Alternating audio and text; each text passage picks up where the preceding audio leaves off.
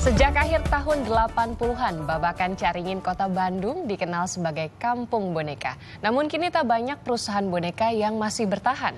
Oleh sebab itulah dibutuhkan peran pemerintah untuk menghidupkan kembali usaha rumahan tersebut.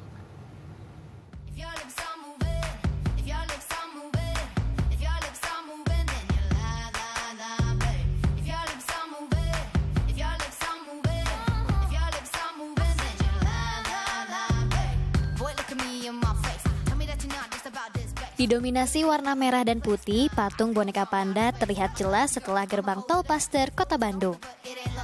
Tentu saja keberadaan patung ini bukan tanpa arti. Patung ini menjadi simbol bahwa di kawasan ini terdapat sebuah industri boneka. Sejak tahun 1988, kawasan Babakan Caringin, Sukamulya, Kota Bandung dikenal sebagai kampung boneka. Karena mayoritas penduduk di sini berprofesi sebagai pengrajin boneka. Namun sayang, sejak krisis moneter melanda Indonesia tahun 1997, beberapa pengrajin boneka gulung tikar. Bahkan sentra boneka di kawasan ini pun kian terlupakan dan kini hanya menyisakan beberapa pengrajin saja. Salah satunya toko boneka Pidoa Sepuh. Dirintis sejak 1992, toko sekaligus rumah produksi boneka ini mayoritas menjual boneka beruang ukuran besar. Produk bonekanya dijual mulai dari harga Rp25.000 hingga Rp200.000.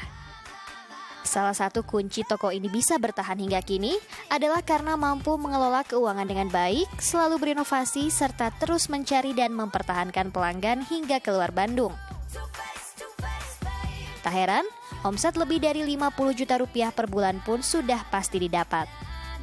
Nah, kalau pemasaran itu sendiri kita biasanya sesuai dengan pesanan. Kita juga punya pasar tersendiri, artinya setiap daerah punya boneka yang disukai masing-masing tiap daerahnya. Artinya kita pasar masih terus on, kita kirim sesuai pesanan juga kayak gitu. Tambah lagi sekarang udah ada teknik biar ongkos lebih efektif, lebih murah, kita ada sistem dipakum, dipres. Jadi kita pakai vacuum cleaner buat debu biasa, dipres sehingga mengirit ongkos buat langganan kita yang ada di daerah itu. Selain menjual dan memproduksi boneka, toko ini juga menjual bahan untuk membuat boneka dan kapas silikon sebagai isi dari boneka. Kapas silikon digunakan karena tidak mudah rusak, mudah dicuci, cepat kering, dan memiliki daya serap tinggi. Sehingga boneka yang berisi kapas silikon mudah dirawat. Boneka akan lebih menarik jika ditambah dengan beragam aksesoris. Dalam proses pembuatannya, tahap ini disebut finishing atau tahap akhir. Proses finishing ini dilakukan menggunakan tangan, sehingga keterampilan menjahit sangat diperlukan dalam proses akhir ini.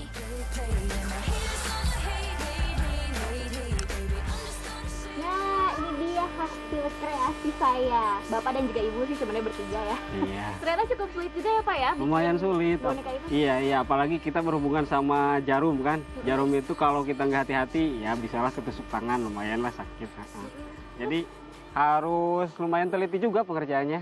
Harus pintar jahit juga atau gimana Pak? Pastinya itu harus jahit, harus pintar, tambah lagi ya yang jelas harus hati-hati aja lah. Nanti biar nggak kena jarumnya, biar oke lah nanti hasil barangnya juga. Terus juga mungkin kalau menggunakan tangan di hasil akhir lebih kayak rapi gitu ya Pak ya daripada pakai mesin atau gimana Pak? Iya, kalau pasang aplikasi kayak gini itu pakai mesin nggak mungkin juga sih. Pasti dia aplikasinya pakai manual aja tangan.